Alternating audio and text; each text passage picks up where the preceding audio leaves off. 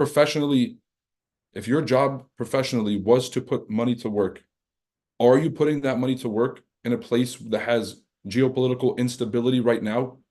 Or are you going to put that money to work in one of the most stable economies that's ever existed? And keep in mind, guys, in the last 100 years, not a single one of the wars that the US has fought has been on US soil. Right? Okay.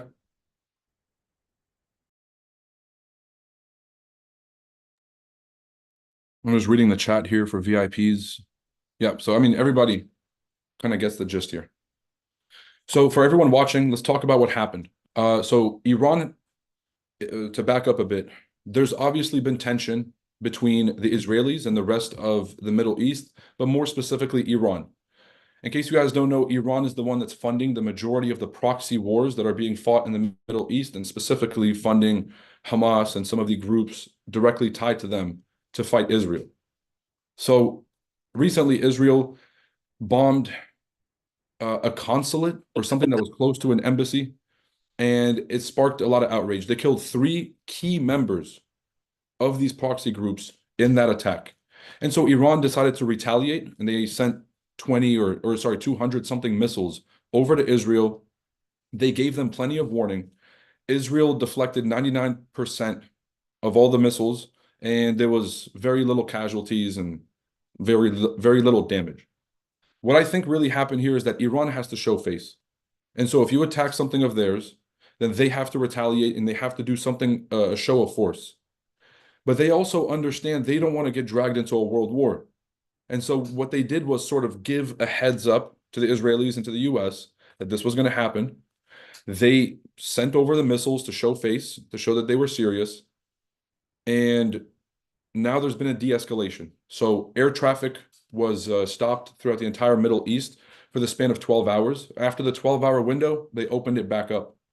So typically, if this was an impending situation, they would not open up air traffic again in the Middle East region. Because if you're flying over and missiles are just getting shot across 2 or 3 countries, because keep in mind, from Iran to Israel, you have to cross through Iraq and Jordan. How many of those missiles could just land on a random commercial plane? So if it was that serious, they would not have reopened travel in all the countries. And okay, here's the main point is escalation versus containment. This is something that we spoke about earlier this year when I did my 2024 Outlook call. We talked about some key drivers of like market moves this year, like what to keep your eye on. And the top themes were the Fed policy, geopolitical risks, and then domestic factors. This is specifically for the US economy, but let's take this thing global. US economic recovery, political landscape, market volatility, global dynamics. Okay. Oh, no. Geopolitical dynamics. So we talked about Ukraine, Russia, but the Middle East was the one that I wanted to focus on today. So a lot of people ask themselves, who could have seen this coming? Or, I didn't expect World War III to start or whatever. This was so predictable. So there was 3 options here. There was direct military confrontation. So any escalation with Israel or regional powers could spiral into a wider conflict, and it could be devastating for both countries in the broader region. So this is Iran stepping into the war, is a direct military confrontation with Israel, which really, Iran has never sent missiles directly to Israel from their soil. It's always been done through proxies. Proxy wars, increased Iranian support for proxy groups in Lebanon, Yemen, and Iraq could lead to more regional instability. I was spot on with this. Okay, because Red Sea has become one of the hottest topics.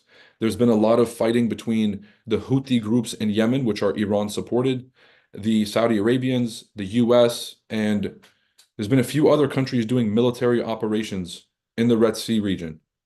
And so that's a big tell there. Including the Russians. The Russians have also started military operations in the Red Sea. So there's some escalation happening here. And then disruption in energy supplies.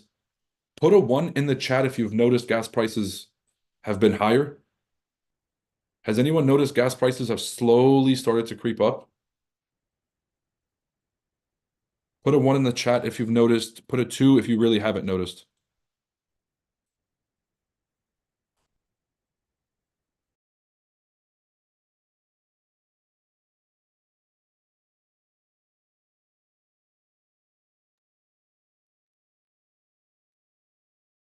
Yep. Some folks have noticed. Some folks are just rich. Oh no, James and Guam. James, you guys get it like out of all the things that you guys get late, like all the trends that you guys end up catching like a year late, this is one of them that you want to catch late. We get high prices a year later, you guys catch on. That's one of those latencies I'll take. A little latency joke for you guys at home. Okay, so this was all pretty planned out. The main topics that I covered in the outlook was containment versus escalation. Containment means if this is between this isolated incident of Israel bombing this embassy and then Iran having to show face and do a show of force and retaliating. This is a contained incident. They can keep it between those parties, and then it's not going to lead to the US having to step into the war. If Israel goes to war with Iran, the US has to step in. Those are our tax dollars, and those are our troops. And if it escalates further, y'all, like World War III means there's a draft. Everybody here who has got a life and things going on, none of us want to get drafted. Nobody wants a World War III. Nobody. Okay, so this is why my default is that this is going to get solved some way, somehow. They're going to make concessions wherever they need to, because everybody has a vested interest in avoiding World War III, especially the major powers that really kind of control the board. So that's my take. We ain't going to World War III. A lot of the doom and gloom folks are starting to bet on the bearish side of stocks. Personally, I don't see it. I'm as bullish as can be. I might be the last man on the island that's bullish on stocks. That's my bet.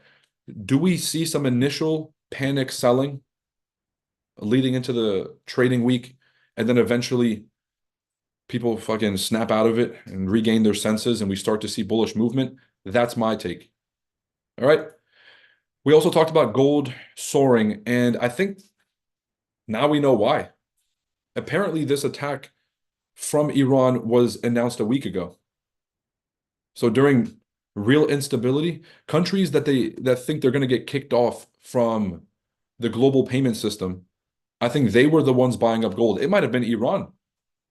Iran might have been the one buying up gold, knowing they're going to get sanctioned from the SWIFT payment system, which is the global kind of interbank operating system to send money between central banks and global entities.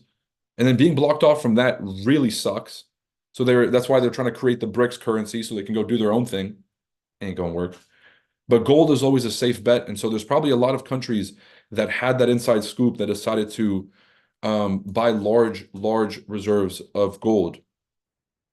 So now it makes sense. So we talked about gold as a safe haven asset, and that the demand is really driven by interest rates, inflation, economic slowdown, and geopolitical turmoil.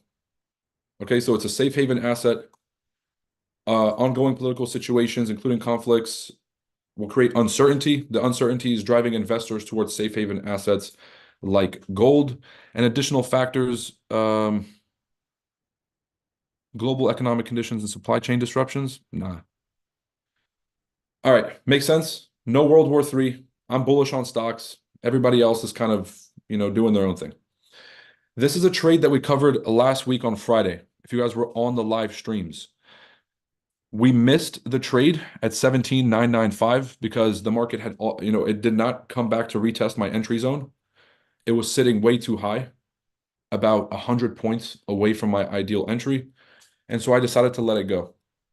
The result was this massive expansion towards that intended target, and then a full retracement down to that 17,995.1 zone that we were waiting on Friday. So better late than never kind of situation. Am I preparing for panic sellers to enter the market? The answer is yes. Okay, we could see that, but I'm going to trade with the trend. And as long as the market is creating higher highs and higher lows, I'm going to trust that the market direction is right. Because as we're seeing, the body of the candles are getting higher, wicks are getting higher. This previous high cleared this entire area here. We have a massive engulfing. And then we have had a full pullback of that impulsive move up. All right. So as lows still getting higher, highs still getting higher. So as long as the market stays above this low, see a push up. If the market gets very aggressive for some panic selling early in the week and we break through the weekly lows from last week, then I'm going to wait for a recovery above the zone, wait for a pullback, and I'm going to trade the retest back inside the 17,900 zone. This makes sense? Put something in the chat, emoji, letter, number, if that's clear. What's the name of the video that you posted on your Instagram of Q Bank's podcast? If you search up Chart Addicts and Q Banks, you'll see it. It was 4 years ago today. What's today? The 14th? Yeah, April 14th. 4 years ago in 2020, Q Banks gave one of the best interviews of all time on our channel.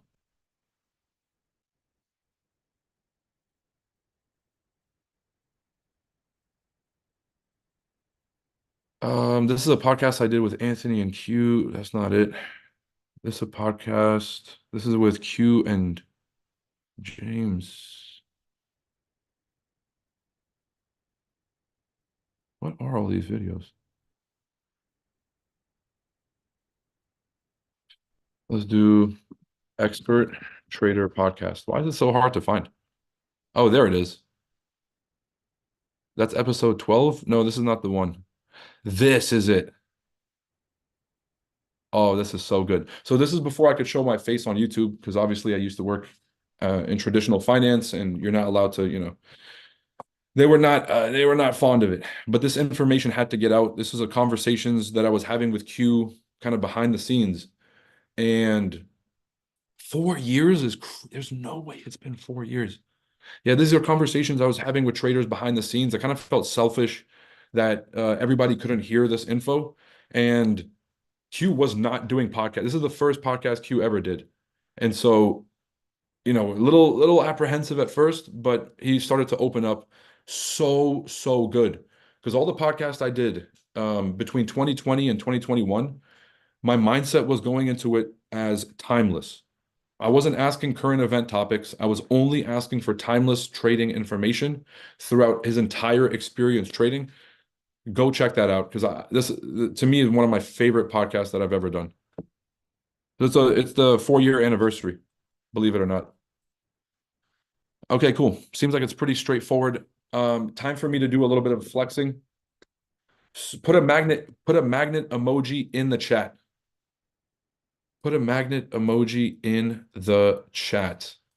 Roy, why are we putting magnet emojis in the chat? Super secret magnet indicator. Can't find it on any other stream except for the Chart Addicts live streams. Take a look at this, people. Since November, the dollar bulls are all over Twitter. Roy, are you sure? Roy, what makes you think the dollar's bullish? Right? Political instability. Roy, we're still printing tons of dollars. Inflation. Since November. Professional economists clowning me. Who is this guy, and what does he know about charts? And what does Roy know about markets? And I'm sitting there getting clowned on all these social medias by professional economists. And then look at this. Super secret magnet indicator beat all those PhDs. How can you believe that? But how do you study for 10 years in school and get it wrong? And your boy put 3 super secret magnet indicators up and got it right. I'd be upset too, and I'd be typing long messages on Twitter too if I were them. 105.69 or 67 got smashed, clearly. Next target, 107.5. Will we make it there in a straight shot? Nothing is a straight shot in markets, right? So we might go up here to clear the highs, come very close, and then do a pullback before the next expansion. 105.67 got cleared. That's 2 target levels that have been hit. Last but not least, we have 107.5 coming up. Better late than never. Super secret magnet indicator SSMI. Walter is crazy. SSMI has a ring to it. That's going to stick. Thanks to Roy, I've been shorting EU since December 27th. 2-step. That is how you take information and make money from it. YouTube is going crazy with the super secret magnet indicator emojis. Throw those magnet emojis in the chat, everybody. He said, Roy, I thought this was World War III. There's no World War III. We're throwing magnet indicators in the chat. All right. There's de-escalation. Biden's administration and Tony Blinken asleep at the wheel until something real happens. Um, at least US is signaling very clearly that we want no part of this. They've made it very clear to Netanyahu not to retaliate, even though Netanyahu is sort of using this as an opportunity to go crazy and use this as a chance to retaliate. But yeah, ideally the US wants no part of this, and that's the real thing that everyone's watching for. If the US gets involved, now it's a global war. If the US kind of keeps, to themselves, then we have containment. All right. So US30 correcting this entire bullish move that's happened here. Guys, there's really two options. We do a full correction anywhere between 90 or like 80 to 90%, and then we continue on the bullish trajectory. Or panic selling ensues. And really what happens in markets is it's not even panic selling. There might be some big institutions that sell off, but then there's a ton of sell stop orders kind of sitting right below this. And if there's some panic and sell stop orders from, let's just call it a combination of hedge funds, risk parity funds, and high beta funds are trying to beat market returns by doing all types of new strategies like high frequency trading or whatever operations they have. High frequency trading funds are another one because it's the futures and it's the derivative contracts, the options and the futures and the swaps being traded on high leverage with margin that really creates the downward spiral in price. It's not just, big institutions selling actual stock. Does that make sense? And so what happens is the more aggressively that the market drops, then you could potentially activate a lot of sell stop orders that are sitting here from those, alternative funds and from the risky funds that are trying to trade market momentum, which drags price lower before we see a correction. I think this one, if I'm going to put a probability to both scenarios, a deep correction and continuation is scenario one. This sort of like real kind of panic sell through and then recovery is option two. I would put option one at about 80% probability. And this is obviously like I'm making this a subjective decision. This is sort of like an intuitive guess here. Option two, I'd put at 20% likelihood. Now, as the market inches closer to the lows, and then as we start to break through the lows, clearly these numbers will change. They'll flip. And so this scenario becomes the more likely one. And then just sort of like this tap and go becomes less likely. Until then, this is my split. Make sense? Magnet indicators went crazy in the YouTube comments. What do you think about top tier? First off, I do want to give mad props to top tier. They hired a professional CEO. He did sort of like this live AMA to talk about what's happening in the industry, some of the rule changes that they have, and they were being very clear. They were over communicating to sort of make sure that everyone understood what was happening. And that's something that you're not finding anywhere else. You just find like the same owner operators that are scrambling and panicking. So I really got to give top tier credit for handling this professionally. I don't know much about what's happening over there, but yeah, I love the way that they're handling this current instability. Props to them. No pun intended. Okay. That was a prop firm joke, in case you guys missed that one.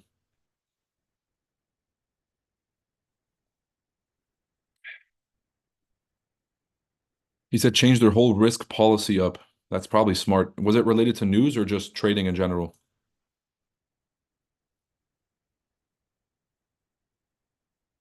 And you can unmute if it's faster, Josh. It's up to you. They talked a lot about like their lot size percentage. It was like kind of a weird formula to calculate. It was really simple if you trade indices. It was just like on a 200K account, you couldn't do more than 125 lots on indices. But I think with the Forex, That's probably for the best, right? well, it's crazy because everyone was bitching in the comments, and I was like, I'm using like 10 lots right now and making good money. And they're like, we can't do 125. I'm like, what? Bro, those are the account blowers. There is no way. Like, bro, 125 lots, is that in one trade or just in a week or what's the limit here? It was like per position Bro, or something. get out of here, man. I think I was trying to understand the rules, but I just figured out like they would give you like a strike on your account if you did like larger than the position size. But like I said, I was doing like 10 and they're doing like 100. Yeah, bro. Wait, so they don't even strip the account. They give you a warning?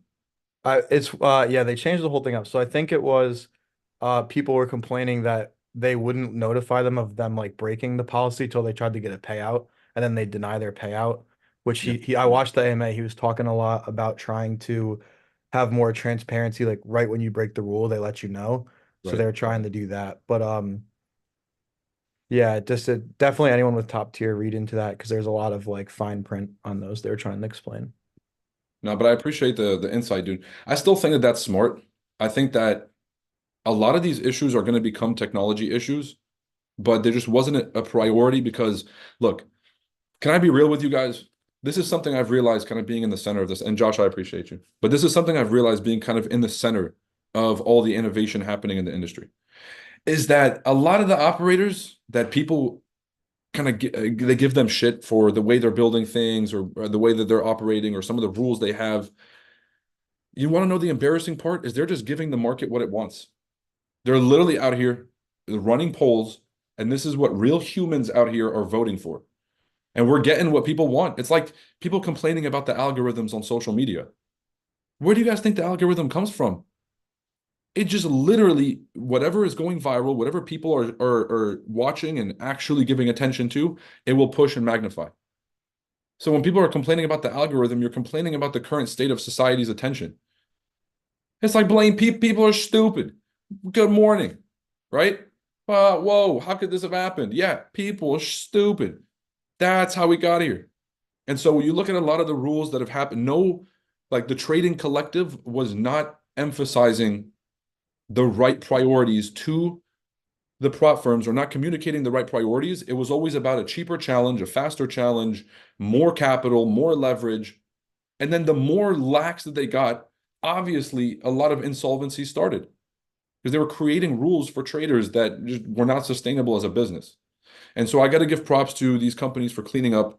And really, it's not going to be pretty, right? It's not going to be the $50 challenges that are the 200K on CFDs and everything is bright. Things are going to get more expensive. Things are going to get a little bit more tight and restrictive in terms of rule set. But I think that's going to breed much better traders because professional fund managers do not want people throwing, risking 5%, 10% on their capital, on a position. They want people who are going to maintain a predictable risk profile over a long period of time and a predictable return profile. They know exactly if I give this guy $100 million, how much of this is going to put at risk, and do I feel comfortable with you know, with the amount of money that's on the table here. So build good habits. I think that the direction of the industry is good. Good stuff. All right. Some reminders here. So the Bitcoin halving a few days away. It's going to get started here, 18th, 19th. We're going to start to see some action. Just like we were talking about, we made it back down to the 60,000 region here. And as we were sort of talking, 60,000 is my prediction for the Bitcoin halving. We're pretty close. Please consolidate here so I can be right. Okay. I did have buy orders sitting at 60,000, not with margin. So I'm not trading it on a broker or whatever. I'm trading it directly on an exchange, buying Bitcoin at different intervals. And I think we're going to continue to consolidate here between the 60 and $70,000 range between now and the halving and then potentially after. What I really want to see is like a fake towards the upside. Oh my God, the bull run starting. We're missing out. And then I think that we're going to start to range a little bit lower till after summer, closer to the elections, really around October, November. So hopefully we get a buying opportunity below the 60,000 region and then ride this thing up till ideally 80, 90,000. We'll see where we go. Any questions? We good? I really hope Top Tier makes it. Trade Locker, I really like. Two separate companies completely. It's important to remember that. But I do like Trade Locker. I think the first impression I got when I used the platform is still the same impression I have now. I think it's a very good sign. Innovation takes time, people. I can't wait to drop the interview with TradingView because as you know, they're sort of building technology in the trading space and they're on the front lines, but they're doing it on such a massive scale that all eyes are on them. All the pressure is on them. And they can't move as, what to say, flexibly as some of the smaller companies. And so if you guys are an owner operator of a tech company in the Forex space, watch that podcast. And if you guys are a user of all these platforms, which everybody is, it's important to know where things are headed. So he's at the middle, he's in the middle of all the regulation. He's got the top 50 brokers in the world connected to his platform. He knows what's happening, he knows what's hot. And everyone heard about the prop firm thing. This is like, I don't know, this is like a food fight happening in a cafeteria in one school, and every school in the whole district heard about it. You go to another pep rally or something, right? You guys remember those days? You go to another football game at another school, and they're like, yo, didn't you guys have a whole food fight over there? And you're like, how'd you guys even hear about that? You go talk to an admissions person at a college, and they're like, West Spring, because this actually happened at my school. They're like, West Springfield High School, didn't you guys have a food fight over there? And so you just sit there and start thinking, how big was this? Everybody found out in the highest levels of the industry. Turns out the prop firm blow up was huge. Every broker had a hand somewhere in the prop firm thing. Everyone was lining up to either start their own prop firm or partner up with some of the largest ones. And yeah, guys, I knew it was big, but not this big. And so we can expect the prop firm model to stay. That's my main point. Because if there's this much interest on the institutional level, it means there's big money to be made, and they are not going to let that go. All right, that's my Bitcoin prediction. Another quick take on prop firms, and let's get right into the charts. We already talked about NASDAQ, right? Still holding strong, that level from last week. Beautiful. Let me see if there's any questions we have here so far.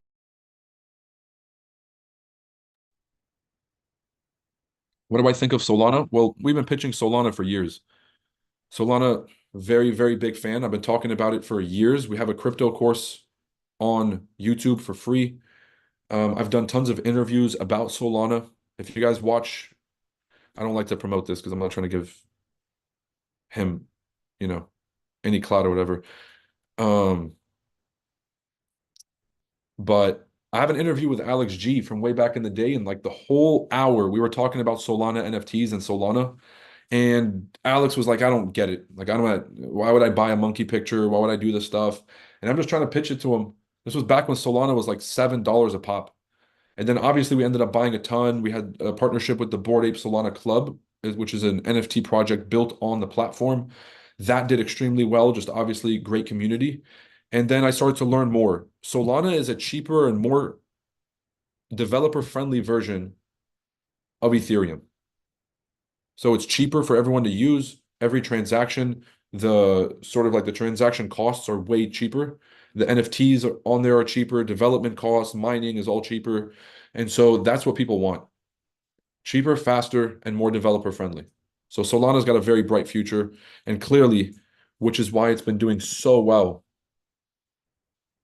We'll do Solana USDT, and then we'll do Solana versus Bitcoin. So the high of Solana was 255, which is insane. We had a massive run up here above the 200 up to 215, and then a lot of profit taking started to ensue. The largest buyers of altcoins, especially these large scale altcoins, which I think are I call them mega caps. Before it was just Bitcoin, Ethereum, and then Litecoin, and then it was Bitcoin, Ethereum, Ripple, and then now it's Bitcoin, Ethereum, Ripple, and Solana, kind of in that mega cap league. The largest owner of Solana right now, they're all like venture capital funds from Silicon Valley. They're venture investors, private equity folks, and private tech investors. And so you guys can see when war breaking out, there's a Bitcoin correction coming because of the halving. There's some instability going on. I think that there's just profit taking happening on the 100 millions to billions scale, and that's what's driving the price down. This could have been one person that owns a shit ton of supply that's sold off. The difference between an investor and a speculator is an investor buys more when the price of their asset goes down because they believe in the project so much that they just see that as a discounted buying opportunity so they can get more of the thing they want. And that's how I act with Solana and Bitcoin. I see a dip, buy more. Now, do I put all my dry powder in here? Do I put all of my money on from the sidelines in here? No. Right? I use the example. Maybe I put 30% of my money in here. And then give an opportunity that way, if it dips lower, I can buy more at a much better price. The basics of dollar cost averaging. All right. See what else we got. Interest rates during war. Typically during war, we drop rates, right? Because the government has to borrow a lot of money and sort of create bonds and print money and all these other activities, but mostly borrow money from itself, from the Fed. And so in order to do that at an affordable rate, they're going to have to drop rates to zero or near zero during war times. And so war would be very stimulative to the economy and to the stock markets. A lot of money will get pumped into stocks, especially defense stocks and some of those kind of larger names. I hope they fix their network issues. Who are we talking about here? I really hope top two. Yeah. Oh, we're talking about trade lockers still, I think. He said, "You're muted, bro." I ain't muted, man. What's wrong with you? I used XRP instead of Bitcoin to fund my trading account, and XRP did not have any fees to send it from Coinbase. Why does Bitcoin sometimes cost so much to use when you transfer it? It depends on the network. If the network is more busy, you're going to have to pay a premium to move your money in because you're sort of sitting in the back of the line, right? So it will cost miners more money to put all these transactions through, and you'll have to. He said, "Shout out to West Springfield, Dominic." And there's no way you went to West Springfield. What's up with Hong Long and the ETFs, Steve? No Diddy. I'm just reading that out loud. I just feel like I have to protect myself, right? So I just got to throw that out there just for protection here. Ethereum gas fees were 400 when the war news came out yesterday. Brother, I've paid ridiculous Ethereum gas. Don't tell me about no Ethereum gas fees, man. Ben, don't tell me about no Ethereum gas fees, bro. I was doing the math yesterday on how much money I've spent in Ethereum between 2014 and 2016. You know, just all this stuff, we were doing, just kind of wasting money, just sending it to wrong addresses. I think I sent 200 Ethereum at the time to the wrong address and it just disappeared. The 200 Ethereum at the time was like $400. No, it was like $500-$600. Today, 400 Ethereum or 200 Ethereum at 3,000 a pop is like 600 grand or something. Like, it's all this shit that I just don't want to think about, right? I lost 2 Bitcoins in MT Gox when it went under. I'm pretty sure I sent like, I didn't sent hundreds of Ethereum to wrong addresses, man. These are the lessons you learn. This is all pre-2017 though, right? I was a clown back then. Bought a ledger, learned what I was doing, never lost money again. Nope. Fucked up a few more times after, but you know, we live and we learn. Now I know exactly what to do. In 2020, when price pumped up, I didn't wait till 2021 to pull profits during the pump right here. During this pump. All right, so no, I think I'm talking about the Bitcoin pump. Solana didn't move until 2021. That's his big year. This one was a huge player for us. But let's look at Bitcoin 2021. Okay, right here. So on the run up in 2020, I ended up pulling so much profits on the way up. And then obviously I was mad to see in 2021 we had a whole second leg of that move, but I wasn't going to get greedy. I'd learned my lesson in 2017, not pulling profits, and these are the lessons you learn every cycle. So now on this next cycle, I'm not buying Bitcoin at the top. I want to see the correction after the halving. I want to wait that 140 days, and then I want to really, really take advantage of the next big bull market. Okay? So lessons learned. And then when the market starts to pump up, don't get greedy. Take your profits, right? Leave something on, but take your profits so that you can reinvest in better opportunities like smaller coins, and then put it somewhere outside of crypto so you can diversify. A lot of options there when you make money. Edison alum, West Springfield is trash. Bro, I swear to you, I on everything I love, I have a fuck Edison and a fuck South County shirt in my closet. I was wearing the fuck South County shirt to the gym, right? They could still get it. We had a fuck Edison shirt. But your field is trash. What are you guys even talking about? Bro, man, you guys at a planetarium. Everybody thought that they were something like, you guys fucking gonna bring me back to my old self. You can't risk more than 25% of your daily drawdown. For instance, if you have a 200K account, your drawdown is 10K. You can't risk more than 2,500 per trade based on 10 pips. So 250 lot by 10 pips max. So, okay, when they get this specific, I don't like it. When they're trying to basically control your trading, I think that's a dead end. I will never support a company basically creating this much restriction. Tell me that the drawdown is 1% per trade. Tell me the drawdown is 2% daily and get the fuck out the way. Right? As soon as they're getting into percentage of drawdowns and it's dynamic and it changes very often, that's when there's more opportunity for a trader who doesn't necessarily understand the full scope of what's happening to get taken advantage of. I don't I don't like that stuff. Okay, do we have any questions? Right? Everyone's expecting NASDAQ to crash. It could happen, but I'm still hopeful that bulls will step in. If there's initial panic selling, I'm going to wait for the recovery back above 17,900 and start looking for longs to the top of the range. I'll go ahead and extend that zone to the right. We break through, wait for the recovery, trade it back up. US30, or sorry, this is UJ. It's going with the dollar. At this point, are we ever going to catch a higher time frame pullback on UJ? Only God knows, right? You guys got to ask a higher power than me. I just work here, right? We got one chance right here. One chance at a potential pullback, maybe during a news event this week, which we'll check Forex Factory here in a second, see what we got going on. Body to wick on the smaller time frames, 17 or 152.7. 152.7 re-entry for UJ.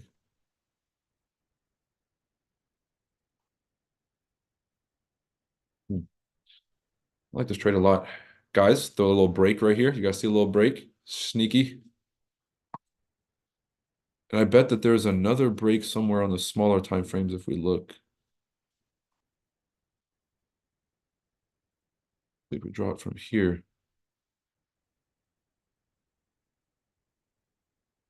Too far.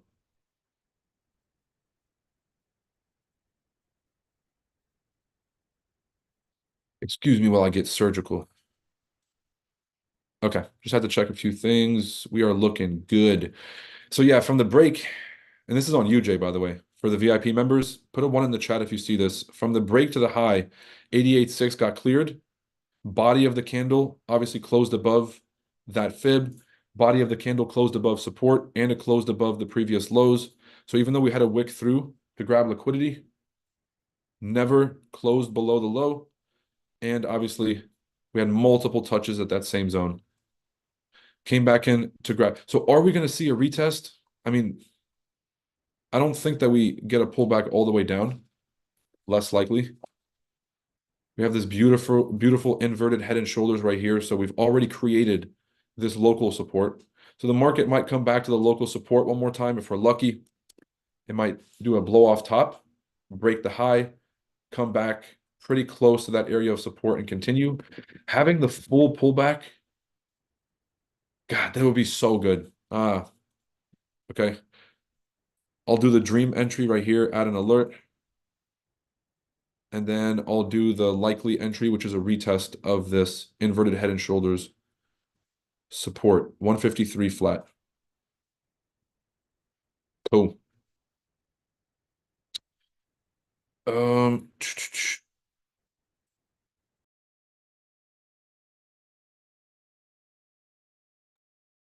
let's see.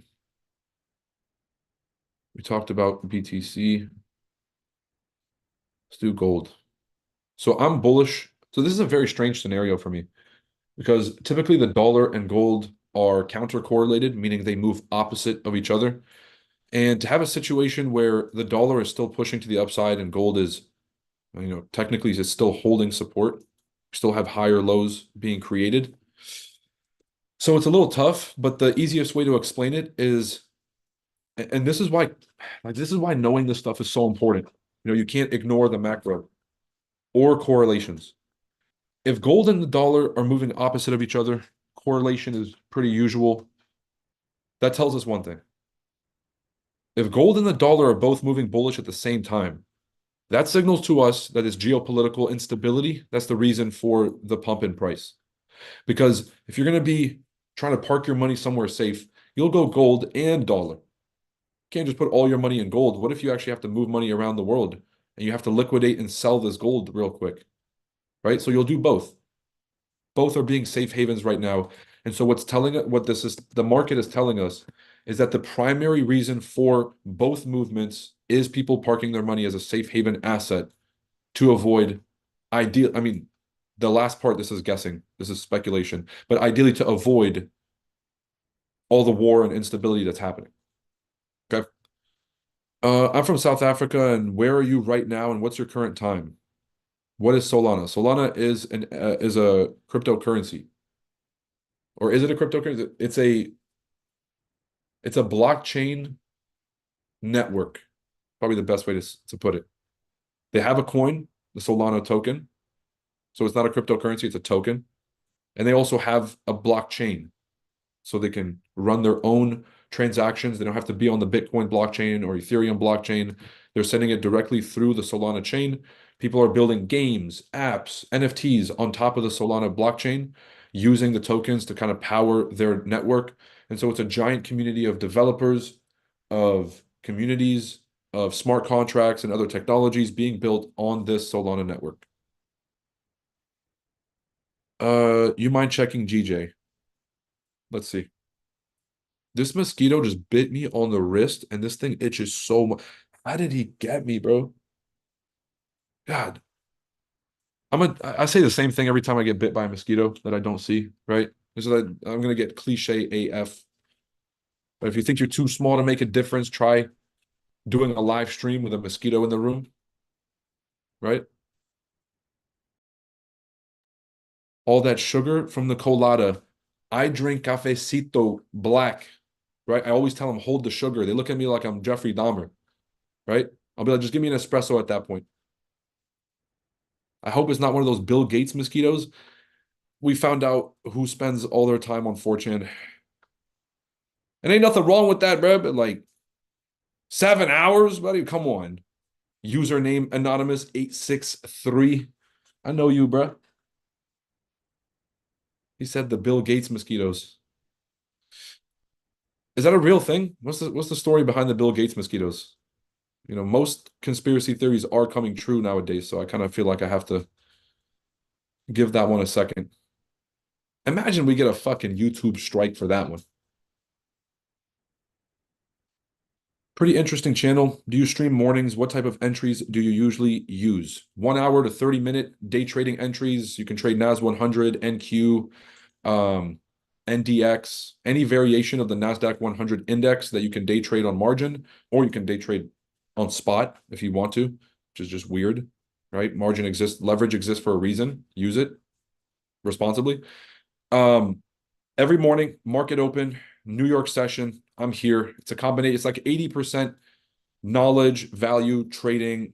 I mean, really, the trade takes up like 5 minutes. It's really just knowledge, value, fundamentals, and in between. And about 20 to 30, depending on the day, 30, 40%, just pure shenanigans, malarkey, right? Tomfoolery, all of it. This is just rambunctious. Best way to describe the morning streams. People are driving to work for their mundane experience. Oh my God, I gotta log in and do the thing just to have me in the car yelling out obscenities at complete fucking morons on the internet. And if that don't get you fired up to be the best version of yourself, I don't know what to tell you. All right, because it sounds like a great day to me, right? Just that sign me up. He said 4chan. Bro, come on now. New subscriber, definitely. Well, welcome to the channel. Do I have a signals group? No. But if you guys are interested in anything that we do at Chart Addicts, make sure to sign up for the live masterclass that I personally run. It's a 4-day masterclass to teach you my NAS100 strategy that I trade live on YouTube. So you basically hop on the YouTube streams, see that the strategy works every day, which is just going to blow your mind. And then at some point, you're going to think to yourself in the shower, in the quiet of your own thoughts, and you're going to think to yourself, wow, I wonder if I can learn this thing for myself. Huh. Right? Because, like, the guy yelling obscenities on YouTube, putting your family's future in the hands of that guy, expecting me to be on the live streams, put the family future, the guy with the obscenities, malarkey, you got me, right? So I'm going to be here, but you want to put the power back in your own hands and have the autonomy and the competence to be able to trade for yourself. All right? Take the power back, people. So take the class, learn the strategy, and the streams become that much more fun. You'll start to get me a little bit more. With current bad news in the world, do you think that stocks could be bullish? This guy, Rick, you don't show up late to class and ask the question that everybody already asked in the beginning of class?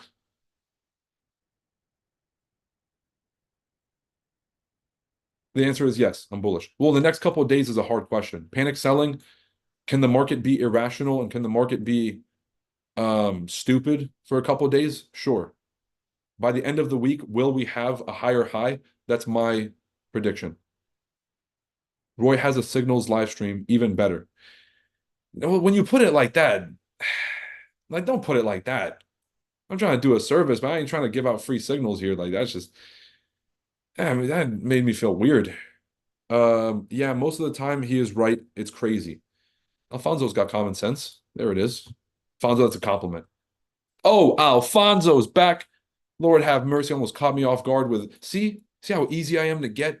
Guy gasses me up over here, says a couple nice things. I'm out here just giving him that. Alfonso last week, I had a vein coming out of my neck after the live streams, right? I was sitting there thinking, like, how is this even possible for somebody to ask me this? CFDB says, I like this guy. But yeah, got good taste. All right, people.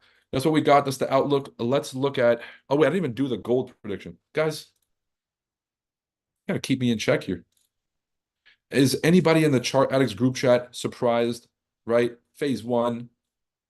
What type of model is this? We got type 1, type 2, type 3. Which type is this?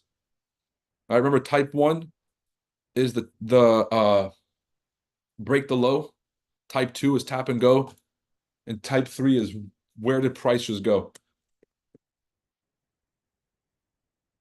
We got a type 2 in here. There we go. James, Chris, Walter, I love to see it. Max got it. Josh got it. Incredible. Right? So TP1 got hit. Trade's basically done. Everything from here on out is extra credit. If we play around here and can't break, just look for a higher low. Like, just look for a pullback if you want to buy it. We got very clear levels. CA members, we got this and this level. If the market breaks through the 61, even better. We'll just look for a clear break. It's going to come very close to our TP2. VIP members, you guys know what I'm talking about. Come very close and then blow back through the 61 for a liquidity grab.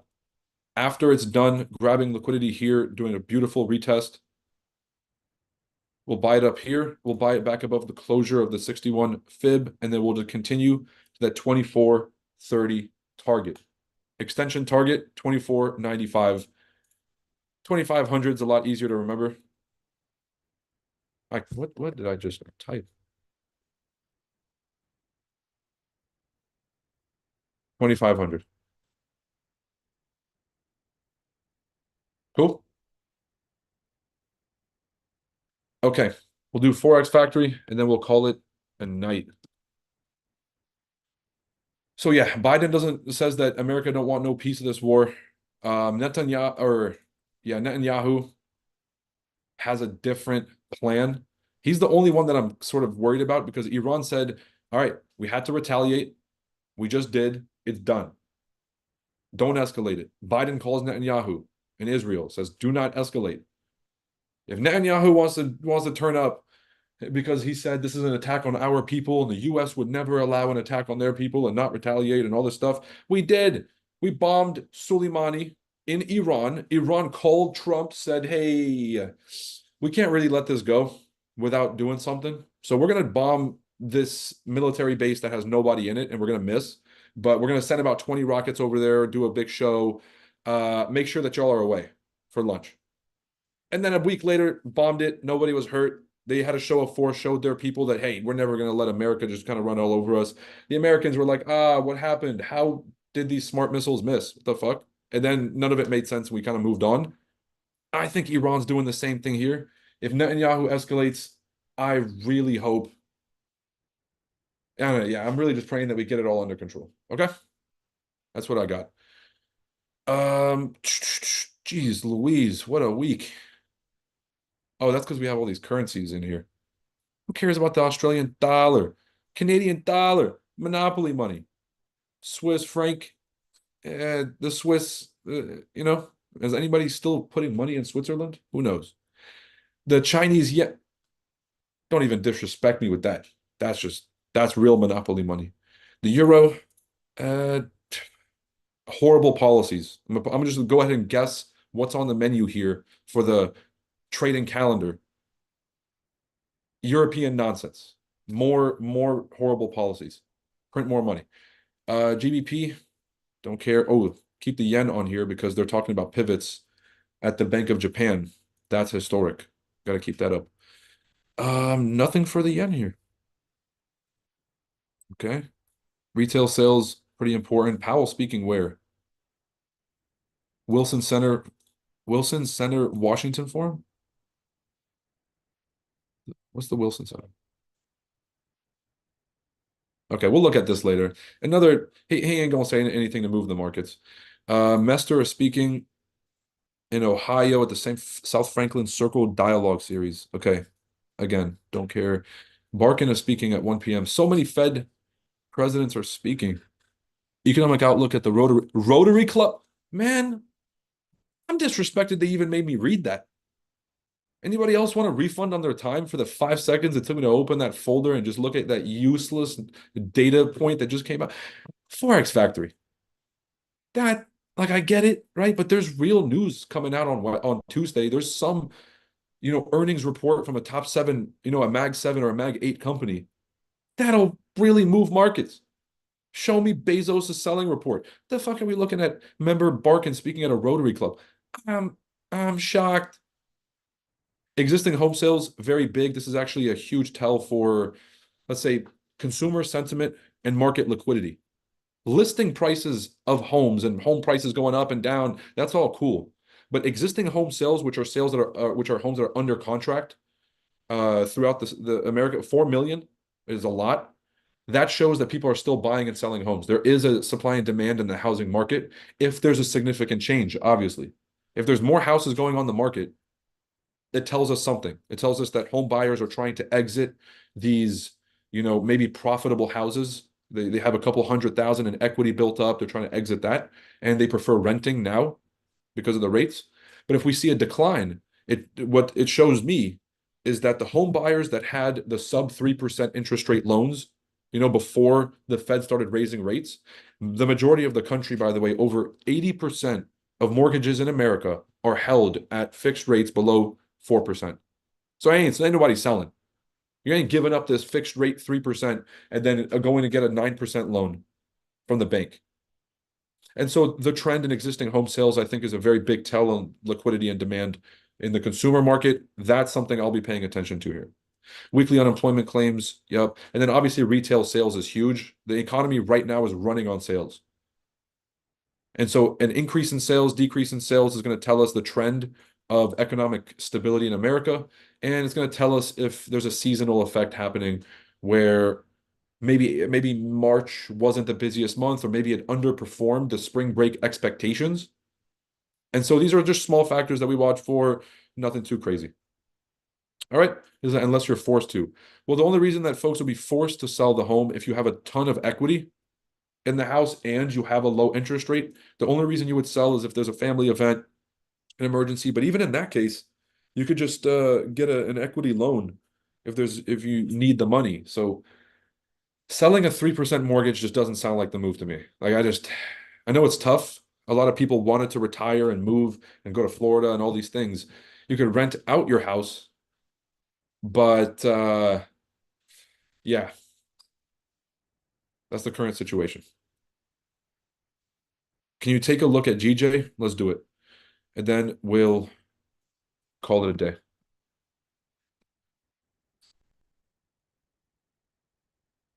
Can't check any GBP pairs without first checking the yen. So the yen is going to be a big tell here for us. And I'm looking here at the yen basket from FXCM. This is like the DXY. It's the yen versus a basket of the global currencies, the majors. Price is wedging down. So we had very aggressive movement to kind of break the structural support here. And then we've sort of been wedging down ever since. So we can either get a pullback here and then another drop, a little pullback and then a drop, a straight drop, or recovery. And if I'm going to assign a probability to all those, the highest probability thing is going to be a pullback to close to the body of this area, and then a continuation. Now, the Bank of Japan has been, because they've had the same policy for about 4 years, 5 years now, since I've been really analyzing macroeconomics.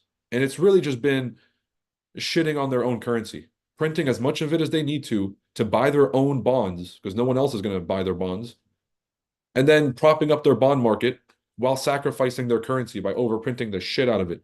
I have a whole 30-minute segment with Bob Elliott about this in our recent podcast. It's so high level that I went back to watch it. I might have to add commentary to that one too. But personally, I don't see them pivoting because they can't really afford to let their bond market crash. The world is not going to start buying Japanese bonds somehow because it's not like Japan's getting their shit together at all. They have a demographic spiral that's going to only get worse over the next 20, 30 years. So yen bearish, GJ bullish. Let's take a look at GJ quick here. Close enough, right? Let's go ahead and clear up the chart. I haven't been on here in a while, so all right, let's take a look at this on the higher time frames. Clearly, we're on a bullish trend. We're a series of higher lows and higher highs. We're looking at a bit of a slowdown here in price. So if you look at the aggressiveness of these impulses, then we kind of have some rangy movement here, phase one, phase two, phase three for my ChartAddicts VIP members. Nice expansion up, and then now we're kind of sitting in this channel. Let's get in here a little bit more detail. So whenever price creates a new higher high, starting to slow down its momentum, I'm expecting two things. Either a straight move up if there's enough action on the yen market. If there's a lot of liquidity on that side, they're kind of dumping the yen aggressively, then I think that we can just see a straight shot up. Personally, I would love to see a higher time frame pullback. We're having the slowdown, higher time frame pullback inside the range, and then a continuation. Okay, so from top to bottom, around 50% correction of the previous impulse, just to clear liquidity back inside that range, break these two structural levels to kind of entice sellers to get in, and then buy orders from that discount. This is what I'd like to see, but keep in mind, because of the aggressive nature of markets right now and the geopolitical instability, we might just see that sort of straight shot up. In which case, we can go down to smaller time frames like the daily and 4-hour to look for a structural support that we could buy from a discounted price. All right. We have this daily support, and then we've clearly started to create a new support. Nice expansion up, and then a correction. Body of the candle closed higher, indicating buyers are in control. Beautiful phase one, phase two, and then potential phase three. If I draw body to wick, body closes above 886 for my CA members, close to TP1, which puts TP2 right here.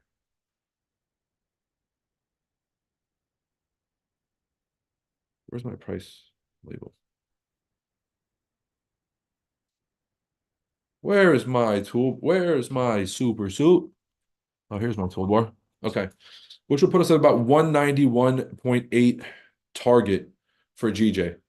So this and NASDAQ kind of have a very similar structure where there was this consolidation, there was an expansion up. We're now right back at those structural lows, right at that daily support. And as long as price holds, because we're going to see a retest of this exact same zone tomorrow at 190.3. Same with NASDAQ. We're going to see a retest of that support. If we hold 191.8 easy target. Same with NASDAQ. If we hold that double bottom, we have clear targets to the upside. We have this previous high, and extension levels on the Fibonacci as well. That wraps up the stream. We covered the fact that there's no World War III. Hopefully, we're looking for a de-escalation of that conflict because the alternative is the US has to get involved. Don't nobody want that. We talked about the Forex calendar, sort of those data points that are going to be dropping this week and speed bumps we might have to watch for.